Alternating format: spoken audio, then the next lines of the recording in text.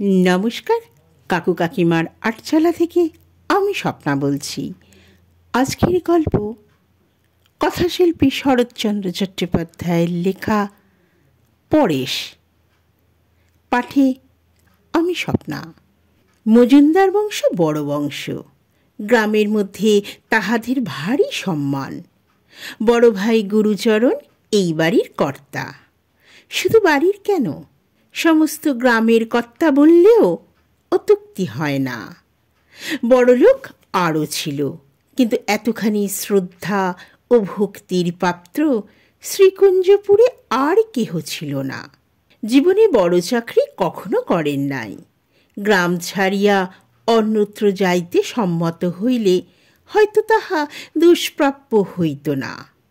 কিন্তু প্রথম যৌবনে সেই যে একদিন অনতি দূরবর্তী জেলা স্কুলের মাস্টারিতে ঢুকিয়াছিলেন, কোনো লোভেই আর এই শিক্ষালয়ের মায়া কাটাইয়া অন্যত্র যাইতে সম্মত হয় নাই।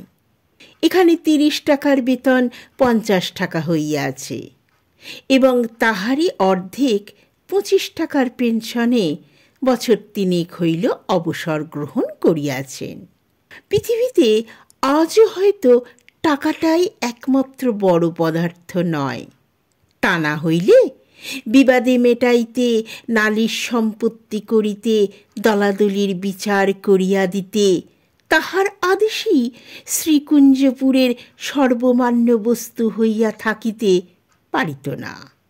তাহার অপরিসীম স্বধর্মনিষ্ঠা, চরিত্রের দৃঢ়তা এবং অবিচলিত সাধুতার সম্মুখে সকলেই সসম্ভ্রমে মাথা নত করিত।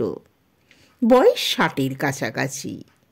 কেহ চরিত্র, সাধুতা বা ধর্মের বাড়াবাড়ি করিলে 10-20 খানা গ্রামের লোক তামাশা করিয়া বলিত, ইস, এ যেন একেবারে গুরুচরণ। গুরুচরণের স্ত্রী ছিল না, ছিল একমাত্র পুত্র বিমল। জগতে অদ্ভুত বলিয়া বোধহয় সত্যকার কিছু নাই। না হইলে এত বড় গুণান্বিত পিতার এত বড় সর্বদোষাশ্রিত পুত্র যে কি করিয়া জন্মগ্রহণ করিল লোকে ভাবিয়াই পাইত না। পুত্রের সহিত পিতার সাংসারিক বন্ধন ছিল না বললেই চলে, কিন্তু তাহার সকল বন্ধন গিয়া পড়িয়াছিল ভাতুষপুত্র পরেশের ওপর। হরিচরণের বড় ছেলে পরেশই যেন তাহার আপনার ছেলে। পরেশ MA পাশ করিয়া আইন পড়িতেছে। তাহাকে বর্ণ পরিচয় হইতে আরম্ভ করিয়া আজও সমস্ত পড়া তিনিই পড়াইয়া আসিতেছেন। বিমল যে কিছু শিখিল না, এই দুঃখ তাহার এক পরেশ হইতেই মিটিয়াছে। ছোট ভাই হরিচরণ এতদিন বিদেশে সামান্য চাকরি করিতেছিল। হঠাৎ লড়াইয়ের পরে কি জানি কেমন করিয়া সে বড়লোক হইয়া চাকরি ছাড়িয়া বাড়ি চলিয়া আসিল। লোককে চড়া সুদে টাকা ধার দিতে লাগিল। স্ত্রীর নামে একখানা বাগান খরিদ করিয়া ফেলিল এবং আরও 2-1টা কি কি কাজ করিল, যাহাতে তাহার টাকার গন্ধ 5-7 খানা গ্রামের লোকের নাকে পৌঁছতে বিলম্ব রইল না। একদিন হরিচরণ আসিয়া সবিনয়ে কহিল, দাদা, অনেক দিন ধরেই আপনাকে একটা কথা বলবো ভাবছি। বেশ, বলো। হরিচরণ ইতস্তত করিয়া বলিল, আপনি একা আর কত পারবেন, বয়সও তো হলো। হরিচরণ কহিল, হলো বই কি, 60 চলছে। হরিচরণ কহিল, তাই বলছিলাম, আমি তো এখন বাড়িতেই রইলাম, বিষয় আশাইগুলো সব এলোমেলো হয়ে রয়েছে। একটু চিহ্নিত করে নিয়ে যদি আমি। গুরুচরণ ক্ষণকাল ছোট ভাইয়ের মুখের প্রতি চাহিয়া থাকিয়া কহিল, বিষয় আশায় আমাদের সামান্যই, আর তা এলোমেলো হয়ে নেই, কিন্তু তুমি কি পৃথক হবার প্রস্তাব করছ? হরিচরণ লজ্জায় জিভ কাটিয়া কহিল, আগে না না, যেমন আছে যেমন চলছে তেমনই সব থাকবে, শুধু যা যা আমাদের আছে একটু অমনি চিহ্ন করে নেয়া, আর রান্নাবান্নাটাও বড্ড ঝঞ্ঝাটের ব্যাপার। সমস্ত একই থাকবে, তবে ডালটা ভাতটা আলাদা করে নিলে, বুঝলেন না? গুরুচরণ বলিলেন, বুঝেছি বই কি, বেশ, কাল থেকে তাই হবে। হরিচরণ জিজ্ঞাসা করিল, চিহ্নটা কিভাবে দেবেন স্থির করেছেন? গুরুচরণ কহিলেন, স্থির করার তো এতদিন আবশ্যক হয়নি, তবে আজ যদি হয়ে থাকে, আমরা 3 ভাই, 3 অংশ সমান ভাগ করে নিলেই হবে। হরিচরণ আশ্চর্য হইয়া বলিল, 3 অংশ কিরকম? মেজবউ বিধবা, ছেলে পুলে নেই, তার আবার বংশ কি, 2 ভাগ হবে। গুরুচরণ মাথা নাড়িয়া বলিলেন, না, 3 ভাগ হবে।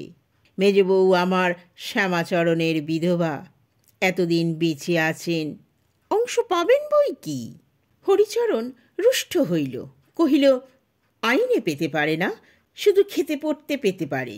গুরুচরণ কহিলেন, সে তো পারবেই, কেননা বাড়ির বউ। হরিচরণ কহিল, ধরুন, কাল যদি বিক্রি করতে কিংবা বাঁধা দিতে চায়? গুরুচরণ বলিলেন, আইনে যদি সে অধিকার দেয়, তিনি করবেন। মুখ কালো করিয়া বলিল, করবেন বই কি। পরদিন হরিচরণ দড়ি লইয়া ফিতা লইয়া বাড়িময় মাপযোগ করিয়া বেড়াইতে লাগিল। গুরুচরণ জিজ্ঞাসা করিলেন না, বাধাও দিলেন না। 2-3 দিন পরে ইট কাঠ বালি চুন আসিয়া পড়িল। বাড়ির পুরাতন ঝি আসিয়া খবর দিল, কাল থেকে রাজমিস্ত্রি লাগবে, ছোটবাবুর পাঁচিল পড়বে। গুরুচরণ সহাস্যে কহিলেন, সে তো দেখতেই পাচ্ছি গো, বলতে হবে না।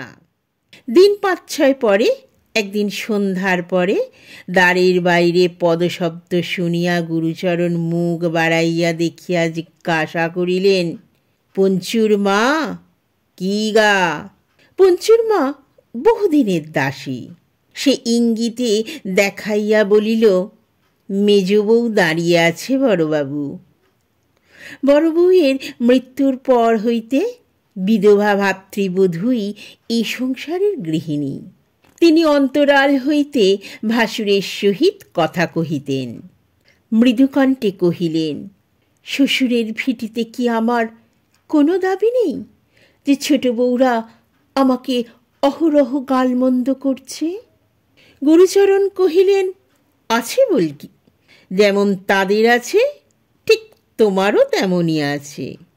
পঞ্চুর মা বলিল, কিন্তু এমন ধারা করলে তো বাড়িতে আর টিকতে পারা যায় না। গুরুচরণ সমস্তই শুনিতেছিলেন। ক্ষণকাল চুপ করিয়া থাকিয়া বহিলেন, পরেশকে আসতে চিঠি লিখে দিয়েছি পঞ্চুর মা, একবার সে এসে পড়লেই সমস্ত ঠিক হয়ে যাবে। এ কটা দিন তোমরা একটু সহ্য করে থাকো। মেজবউ ইতস্তত করিয়া কহিলেন, কিন্তু পরেশ কি? কিন্তু নয় মেজবউ, আমার পরেশের সম্বন্ধে কিন্তু চলে না। হরি তার বাপ বটে, কিন্তু সে আমারই ছেলে। সমস্ত পৃথিবী যদি একদিকে যায়, তবুও সে আমারই।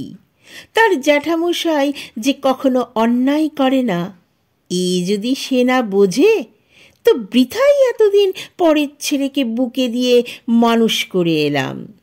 দাসী কহিল, সে আর বলতে, সে বছর মায়ের অনুগ্রহ হলে তুমি ছাড়া আর জমের মুখ থেকে তাকে কে কেড়ে আনতে পারত বড়বাবু?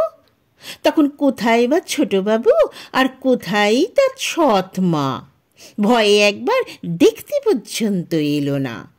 তখন একলা জ্যাঠামশাই, কি বা দিন কি বা রাত্রি।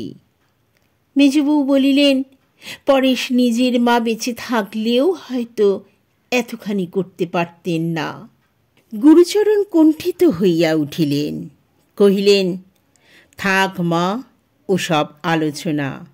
তাহারা প্রস্থান করিলে বৃদ্ধের চোখের সম্মুখে যেন বিমল এবং পরেশ আসিয়া পাশাপাশি দাঁড়াইল।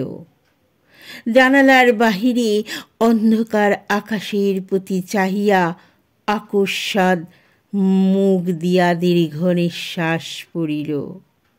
তাহার পরে মোটা বাঁশের লাঠিটি হাতে তুলিয়া লইয়া সরকারদের বৈঠকখানায় পাশা খেলিতে চলিয়া গেলেন। পরদিন দুপুরবেলায় গুরুচরণ ভাত খাইতে বসিয়াছিলেন। বাটির উত্তর দিকের বারান্দার কতকটা অংশ ঘিরিয়া লইয়া হরিচরণের রান্নার কাজ চলিতেছিল। তথা হইতে তীক্ষ্ণ নারী কণ্ঠে কি কটু কথাই যে বাহির হইয়া আসিতেছিল তাহার সীমা নাই। তাহার আহারে যথেষ্ট বিঘ্ন ঘটিতেছিল, কিন্তু সহসা পুরুষের মোটা গলা আসিয়া যখন তাহাতে মিশিল, তখন ক্ষণকালের জন্য তিনি কান খাড়া করিয়া শুনিয়া হঠাৎ উঠিয়া দাঁড়াইলেন। মেজবধূ ঠাকুরানীর অন্তরাল হইতে হায় হায় করিয়া উঠিলেন এবং পঞ্চুর মা ক্রোধে ক্ষোভে চিৎকার করিয়া এই দুর্ঘটনা প্রকাশ করিয়া দিল। প্রাঙ্গণে দাঁড়াইয়া গুরুচরণ ডাকিয়া কহিলেন, হরিচরণ, মেয়েদের কথায় আমি কান দিতে চাহিনি, কিন্তু তুমি পুরুষ মানুষ হয়ে যদি বিধবা বড় ভাজকে এমন করেই অপমান করো, তা তো তাহলে বাড়িতে থাকাই চলে না। এ কথার কেহ জবাব দিল না, কিন্তু বাহিরে যাইবার পথে ছোট বধূমাতার পরিচিত তীক্ষ্ণ কণ্ঠ তাহার কানে গেল। সে তামাশা করিয়া কহিতেছে, অমন করে অপমান করো না বলছি, মেজবউ ঠাকুরান তাহলে বাড়িতেই থাকবেন না, কি হবে তখন? হরিচরণ প্রত্যুত্তরে কহিতেছেন, পৃথিবীর রসাতলে যাবে আর কি, কে বা থাকবার জন্য মাথায় দিব্যি দিচ্ছে, গেলেই তো বাঁচা যায়। গুরুচরণ থমকাইয়া দাঁড়াইয়া পড়িয়াছিলেন। বক্তব্য শেষ হইলে নীরবে নিষ্ক্রান্ত হইয়া গেলেন। হেডমাস্টার মশায়ের কন্যার বিবাহ উপলক্ষে গুরুচরণ কৃষ্ণনগরের উদ্দেশ্যে যাত্রা করিয়া বাহির হইয়াছিলেন। হঠাৎ শুনিতে পাইলেন দিন 2 হল পরেশ বাড়ি আসিয়াছে, কিন্তু আসিয়াই জ্বরে পড়িয়াছে। ব্যস্ত হইয়া পরেশের ঘরের মধ্যে প্রবেশ করিতেছিলেন। সম্মুখে ছোট ভাইকে দেখতে পাইয়া জিজ্ঞাসা করিলেন, পরেশের নাকি জ্বর? হরিচরণ হুঁ বলিয়া বাহির হইয়া গেল। ছোট বধূমাতা বাপের বাড়ির দাসী পথ আটকাইয়া বলিল, আপনি ঘরের ভেতর যাবেন না? যাব না কেন? ঘরে মা বসে আছেন, তাকে একটুখানি সরে যেতে বলো না জি। দাসী কহিল, সরে আবার কোথায় যাবেন? ছেলের মাথায় হাত বুলিয়ে দিচ্ছেন। এই বলিয়া সে নিজের কাজ করতে চলে গেলেন। গুরুচরণ আচ্ছন্নের মতন ক্ষণকাল দাঁড়াইয়া থাকিয়া ডাকিয়া বলিলেন, পরেশ, কেমন আছো বাবা? ভিতর হইতে এই ব্যাকুল প্রশ্নের কোনো সাড়া আসিল না, কিন্তু ঝি কোথা হইতে জবাব দিয়া কহিল, দাদাবাবুর জ্বর হয়েছে, শুনতে পেলেন তো? গুরুচরণ স্তব্ধভাবে সেইখানেই মিনিট 2-3 দাঁড়িয়া থাকিয়া আস্তে আস্তে বাহির হইয়া আসিলেন এবং কাহাকেও কোনো কথা না কহিয়া রেল স্টেশনের অভিমুখে প্রস্থান করিলেন। সেখানে বিবাহ বাড়িতে আর কেহ তেমন লক্ষ্য করিল না, কিন্তু কাজকর্ম চুকিয়া গেলে তাহার বহুদিনের বন্ধু হেডমাস্টার মশাই আড়ালে ডাকিয়া জিজ্ঞাসা করিলেন, ব্যাপার কি ঘটেছে গুরুচরণ? হরিচরণ নাকি ভারী তোমার পেছনে লেগেছে? গুরুচরণ অন্যমনস্কের মতন কহিল, হরিচরণ? কই না। না কি হে? হরিচরণের শয়তানি কাণ্ড তো সবাই শুনেছে। গুরুচরণের হঠাৎ যেন সমস্ত কথা মনে পড়িয়া গেল। কহিলেন, হ্যাঁ হ্যাঁ, বিষয় সম্পত্তি নিয়ে হরিচরণ গণ্ডগোল করছে বটে। তাহার কথার ধরনে হেডমাস্টারমশাই ক্ষুণ্ণ হইলেন। ছেলেবেলার অকপট বন্ধু, তথাপি গুরুচরণের ভেতরের কথা ঔদাস্যের আবরণে গোপন করিতে চাহে। ইহাই মনে করিয়া তিনি আর কোনো প্রশ্ন করিলেন না। গুরুচরণ কৃষ্ণনগর হইতে বাড়ি ফিরিয়া দেখিলেন, তাহার এই কয়েকদিনের অনুপস্থিতির অবসরে উঠোনের নানা স্থানে গর্ত খুঁড়িয়া হরিচরণ এমন কাণ্ড করিয়া রাখিয়াছে যে পা ফেলাই যায় না। বুঝিলেন সে তাহার মর্জি এবং সুবিধে মতন ভদ্রাসন ভাগ হইয়া প্রাচীর পড়িবে। তাহার টাকা আছে, অতএব আর কাহারও মতামতের প্রয়োজন নাই। নিজের ঘরে গিয়া কাপড় ছাড়িতেছিলেন। মেজ বৌমাকে সঙ্গে করিয়া পঞ্চুর মা আসিয়া দাঁড়াইল। গুরুচরণ সংবাদ জিজ্ঞাসা করিতে যাইতেছিলেন, আকস্মাৎ অস্ফুট আর্তকণ্ঠে কাঁদিয়া মেজ বউ কক্ষতলে লুটিয়া পড়িল। পঞ্চুর মা নিজেও কাঁদিতে লাগিল এবং কাঁদিতে কাঁদিতেই জানাইল যে পরশু সকালে মেজ বৌমাকে গলায় ধাক্কা মারিয়া হরিচরণ বাড়ি হইতে বাহির করিয়া দিয়াছিল এবং সেই উপস্থিত না থাকিলে মারিয়া আত্মরা করিয়া দিত। ঘটনাটা সম্পূর্ণ উপলব্ধি করিতে গুরুচরণের অনেকক্ষণ লাগিল। তাহার পরেও তিনি মাটির মূর্তির মতন নির্বাক ও নিষ্পন্দ হইয়া হঠাৎ প্রশ্ন করিলেন, হরিচরণ সত্যি সত্যি তোমার গায়ে হাত দিলে বৌমা? পারলে? খানিক পরে জিজ্ঞাসা করিলেন, পরেশ বোধহয় শয্যাগত। পঞ্চুর মা কহিল, তার তো কিছুই হয়নি বড়বাবু, এই তো আজ সকালে গাড়িতে কলকাতায় চলে গেল। হয়নি? তার বাপের কীর্তি সে তবে জেনে গেছে? পঞ্চুর মা কহিল, সমস্তই। গুরুচরণের পায়ের তলার মাটি পর্যন্ত যেন দুলিতে লাগিল। কহিলেন, বৌমা, এত বড় অপরাধের শাস্তি যদি তার না হয় তো এ বাড়ি থেকে বাস আমার উঠল। এখনো সময় আছে, আমি গাড়ি ডেকে আনছি। তোমাকে আদালতে গিয়ে নালিশ করতে হবে। আদালতে নালিশ করবার নামে মেজবউ চমকাইয়া উঠিল।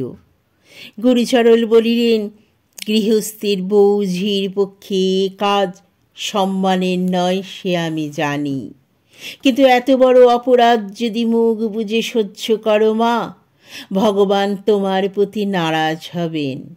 এর চেয়ে বেশি কথা আর আমি জানি নে। মেজবউ ভূমিশয্যা হইতে উঠিয়া দাঁড়িয়া কহিল, আপনি পিতৃতুল্য, আমাকে যা আদেশ করবেন আমি অসংকোচে পালন করব। হরিচরণের বিরুদ্ধে নালিশ রিজু হইল। গুরুচরণ তাহার সাবেক দিনের সোনার চেন বিক্রি করিয়া বড় উকিলের মোটা ফি দাখিল করিলেন। নির্দিষ্ট দিনে মামলার ডাক পড়িল। হরিচরণ হাজির হইল, কিন্তু বাদিনীর দেখা নেই। উকিল কি একটা বলিল, হাকিম মোকদ্দমা খারিজ করিয়া দিলেন। ভিড়ের মধ্যে গুরুচরণের হঠাৎ চোখ পড়িল পরেশের ওপর। সে তখন মুখ ফিরাইয়া মৃদু মৃদু হাসিতেছে। গুরুচরণ বাড়ি আসিয়া শুনিলেন, বাপির বাড়িতে কাহার কি নাকি একটা ভারী অসুখের সংবাদ পাইয়া মেজবউ স্নানাহারের সময় পায় নাই, গাড়ি ডাকাইয়া সেখানে চলিয়া গিয়াছেন। পঞ্চুর মা হাত মুখ ধোয়ার জল আনিয়া দিয়া হঠাৎ কাঁদিয়া ফেলিয়া বলিল, রাতেও মিথ্যে দিনেও মিথ্যে বড়বাবু, তুমি আর কোথাও চলে যাও, এ পাপের সংসারে বোধহয় তোমার আর জায়গা হবে না। ঢাক আসিল, ঢোল আসিল, কাশি আসিল, মামলার জয়ী হবার উপলক্ষে এ বাড়িতে শুভচণ্ডীর পুজোর বাদ্যভাণ্ড রবের সমস্ত গ্রাম তোলপাড় হইয়া উঠিবার উপক্রম হইল। দ্বিধাবিভক্ত ভদ্রাসনের এক অংশে রহিল হরিচরণ এবং অপর অংশে রহিলেন গুরুচরণ ও সংসারের বহুদিনের দাসী পঞ্চুর মা। পরদিন সকালে পঞ্চুর মা আসিয়া কহিল, রান্নার সমস্ত জোগাড় করে দিয়েছি বড়বাবু। রান্নার জোগাড়? ও ঠিক, চলো যাচ্ছি। এই বলিয়া গুরুচরণ উঠিবার উপক্রম করিলে দাসী কহিলে, কিছু তাড়াতাড়ি নেই বড়বাবু, বেলা হোক না, আপনি বরঞ্চ আজ গঙ্গা স্নান করে আসুন। আচ্ছা তাই যাই বলিয়া গুরুচরণ নিমিষের মধ্যে গঙ্গা স্নানে যাইবার জন্য প্রস্তুত হইয়া দাঁড়াইলেন।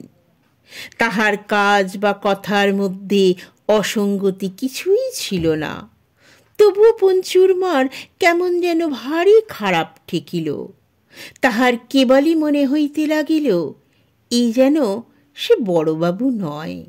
পঞ্চুর মা বাড়ির ভেতরে আসিয়া চেঁচাইয়া বলিতে লাগিল, কখনো ভালো হবে না, কখনো না, শাস্তি ভগবান দেবেনই দেবেন। কাহার ভালো হইবে না, কাহাকে তিনি শাস্তি দেবেনই দেবেন, ঠিক বোঝা গেল না। কিন্তু ছোটর তরফ হইতে এই লইয়া বিবাদ করিতে সেদিন কেহই উদ্ধত হইল না। এমনই করিয়া দিন কাটিতে লাগিল। গুরুচরণের একমাত্র সন্তান বিমলচন্দ্র যেন সুসন্তান নহে, পিতা তাহা ভালো করিয়াই জানিতেন। মাস কয়েক পূর্বে ঘণ্টা কয়েকের জন্য একবার সে বাড়ি আসিয়াছিল, আর তাহার দেখা নাই। সেবার একটা ব্যাগের মধ্যে সে গোপনে কি কতকগুলো রাখিয়া যায়। চলিয়া গেলে গুরুচরণ পরেশকে ডাকিয়া কহিয়াছিলেন, দেখো তো বাবা, কি আছে ওর মধ্যে। পরেশ পরীক্ষা করিয়া দেখিয়া বলিয়াছিল, কতকগুলো কাগজপত্র, বোধহয় দলিল টলিল হবে জ্যাঠামশাই, এগুলো পুড়িয়ে ফেলি। গুরুচরণ বলিয়াছিলেন, যদি দরকারি দলিল হয়। পরেশ কহিয়াছিল, দরকারি তো বটেই, কিন্তু বিমলদার পক্ষে বোধ হয় অদরকারি। বিপদ কাজ কি ঘরে রেখে? গুরুচরণ আপত্তি করিয়া বলিয়াছিলেন, না জেনে নষ্ট করা যায় না পরেশ, কারো সর্বনাশ হয়ে যেতে পারে। এগুলো তুই কোথাও লুকিয়ে রেখে দে গে বাবা, পরে যা হয় করা যাবে। এই ঘটনা আর তার মনে ছিল না। আজ সকালে গঙ্গা স্নান করিয়া আসিয়া রাঁধিতে যাইতেছিলেন, আকস্মাৎ সেই ব্যাগ হাতে পরেশ, হরিচরণ, গ্রামের জনা কয়েক ভদ্র ব্যক্তি এবং পুলিশের দারোগা কনস্টেবলের দল আসিয়া উপস্থিত হইল। ঘটনাটা সংক্ষেপে এই যে, বিমল ডাকাতির আসামি, সম্প্রতি ফেরার। খবরের কাগজের খবর পাইয়া পরেশ পুলিশের গোচর করিয়াছে। ব্যাগটা এতদিন তাহার কাছেই ছিল। বিমল মন্দ ছেলে, সে মদ খায়, আনুষাঙ্গিক দোষও আছে। কলকাতায় থাকিয়া সে একটা সামান্য চাকরি করিয়া সে এই সব করে, কিন্তু সে ডাকাতি করিতে পারে, এই সংশয় পিতার মনের মধ্যে কখনো স্বপ্নেও উদয় হয় নাই। কিছুক্ষণ নির্নিমেষ দৃষ্টিতে পরেশের মুখের প্রতি গুরুচরণ চাহিয়া রহিলেন। তাহার পরে সেই নিষ্প্রভ অপলক দুই চোখের কোণ বাহিয়া ঝরঝর করিয়া জল গড়াইয়া পড়িল। বলিলেন, সমস্তই সত্যি, পরেশ একটা কথাও মিছে বলেনি। দারোগা আরও গোটা 2-3 কথা জিজ্ঞেস করিয়া তাহাকে ছুটি দিল। যাবার সময় লোকটা হঠাৎ হিঁট করিয়া গুরুচরণের পায়ের ধুলো লইয়া বলিল, আপনি বয়সে বড়, ব্রাহ্মণ, আমার অপরাধ নেবেন না। এত বড় দুঃখের কাজ আমি আর কখনো করিনি। আরও মাস কয়েক পরে খবর আসিল, বিমলের 7 বছর জেল হইয়াছে। আবার ঢাক ঢোল কাশি সহযোগে শুভচণ্ডীর সমারোহে পুজোর আয়োজন হইতেছিল। পরেশ বাধা দিয়া কহিল, বাবা, এসব থাক, কেন? পরেশ কহিল, এ আমি সইতে পারব না। তাহার বাবা কহিলেন, বেশ তো, সইতে না পারো, আজকের দিনটা কলকাতা বেরিয়ে এসো গে। জগৎমাতার পুজো, ধর্মে কর্মে বাধা দিও না। বলা বাহুল্য, ধর্মে কর্মে বাধা পড়িল না। দিন দশেক পরে একদিন সকালে গুরুচরণের ঘরের দিকে আকস্মাৎ একটা হাঁকাহাঁকি চেঁচামেচির শব্দ উঠিল। খানিক পরে গয়লা মেয়ে কাঁদিতে কাঁদিতে আসিয়া উপস্থিত হইল। তাহার নাক দিয়া রক্ত পড়িতেছে। হরিচরণ ব্যস্ত হইয়া জিজ্ঞাসা করিলেন, রক্ত কিসের মোক্ষদা, ব্যাপার কি? কান্নার শব্দে বাটির সকলি আসিয়াই পৌঁছিয়াছে। মোক্ষদা বলিল, দুধে জল দিয়েছি বলে বড়বাবু লাথি মেরে আমায় গর্তে ফেলে দিয়েছেন। হরিচরণ কহিল, কে? দাদা? যা। পরেশ বলিল, জ্যাঠামশাই? মিথ্যে কথা। ছোট গিন্নি কহিলেন, বড়ঠাকুর দিয়েছেন মেয়ে মানুষের গায়ে হাত? তুই কি স্বপ্ন দেখছিস গোয়ালিনীর মেয়ে? সে গায়ের কাদামাটি দেখাইয়া ঠাকুর দেবতার দিব্যি দিয়া বলিল, সত্য ঘটনা। বাধায় পড়ায় প্রাচীন তোলা বন্ধ হয়ে গিয়েছিল বটে, কিন্তু উঠানের গর্তগুলো তেমনই ছিল, বোঝানো হয় নাই। গুরুচরণ লাথি মারায় ইহারই মধ্যে মোক্ষদা পড়িয়া গিয়া আহত হইয়াছে। হরিচরণ কহিল, চল আমার সঙ্গে, নালিশ করে দিবি। গৃহিণী করিলেন, কি যে অসম্ভব বলো তুমি! বড়ঠাকুর মেয়ে মানুষের গায়ে হাত দেবেন কি? মিছে কথা। পরে স্তব্ধ হইয়া দাঁড়িয়া রহিল, একটা কথাও বলিল না। হরিচরণ কহিল, মিছে হয় ফেঁসে যাবে, কিন্তু দাদার মুখ দিয়ে তো আর মিথ্যে বার হবে না। মেরে থাকেন, শাস্তি হবে। যুক্তি শুনিয়া গৃহিণীর সুবুদ্ধি আসিল। কহিলেন, সে ঠিক, নিজে গিয়ে নালিশ করিয়েই দাও, ঠিক সোজা হয়ে যাবে। হলোও তাই। দাদার মুখ দিয়ে মিথ্যা বাহির হইল না। আদালতের বিচারে তাহার 10 টাকা জরিমানা হইয়া গেল। এবার শুভচণ্ডীর পূজা হলো না বটে, কিন্তু পরদিন দেখা গেল কতকগুলো ছেলে দল পাকাইয়া গুরুচরণের পিছনে পিছনে হৈ হৈ করিয়া চলিয়াছে। গোয়ালানি মারার গানও একটা রীতিমতন তৈরি হয়ে গিয়েছে। রাত্রি বোধ হয় তখন 8টা হইবে। হরিচরণের বৈঠকখানা গম গম করিতেছে। গ্রামের মুরব্বীরা আজকাল এইখানেই আসিতে আরম্ভ করিয়াছে। আকস্মাৎ একজন আসিয়া বড় একটা মজার খবর দিল। কামারদের বাড়ির ছেলেরা বিশ্বকর্মা পূজা উপলক্ষে কলকাতা হইতে জনা 2 খ্যামটা আনাইয়াছে। তাহারই নাচের মজলিসে হরিচরণ হাসিয়া লুটিয়া পড়িয়া কহিল, পাগল পাগল, শোনো কথা একবার। দাদা গেছে খ্যামটার ন্যাচ দেখতে। কোন গুলির আড্ডা থেকে আসা হচ্ছে অবিনাশ? অবিনাশ মায়েরই দিব্যি করিয়া বলিল, সে স্বচক্ষে দেখিয়া আসিয়াছে। একজন ছুটিয়া চলিয়া গেল সঠিক সংবাদ আনিতে। মিনিট 10 পরে ফিরিয়া আসাইয়া জানাইল, সে সংবাদ সর্বাংশেই সত্য। আজ শুধু নাচ দেখাইয়া নয়, রুমালে বাঁধিয়া পেলা দিতেও সে একবার নিজের চোখে দেখিয়া আসিল। একটা হইচই উঠিল। কেহ কহিল, এমন যে একদিন ঘটিবে তাহা জানাই ছিল। কেহ কহিল, যেদিন বিনা দোষে স্ত্রীলোকের গায়ে হাত দিয়েছিল সেই দিনই বোঝা গেছে। একজন ছেলের ডাকাতির উল্লেখ করিয়া কহিল, ওই থেকে বাপের চরিত্রও আন্দাজ করা যায়।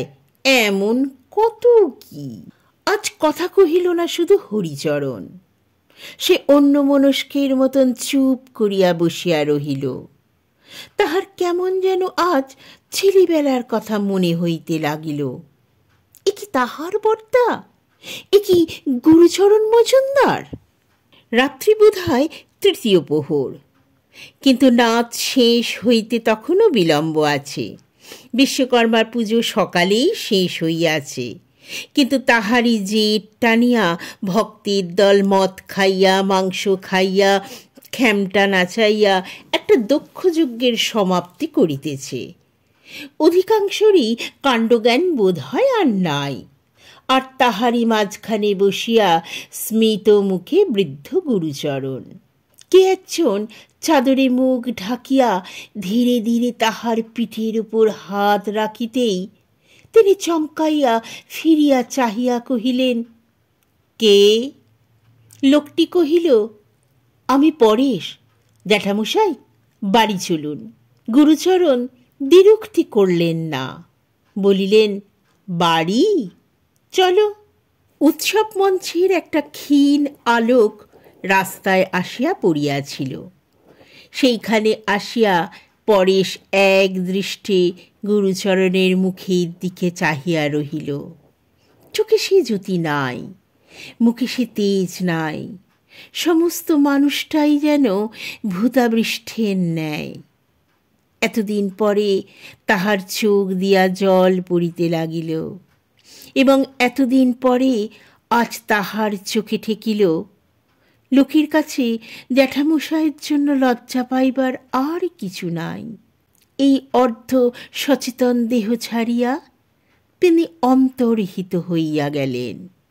কহিল, আপনার কাশী যাবার ইচ্ছে জ্যাঠামশাই, যাবেন?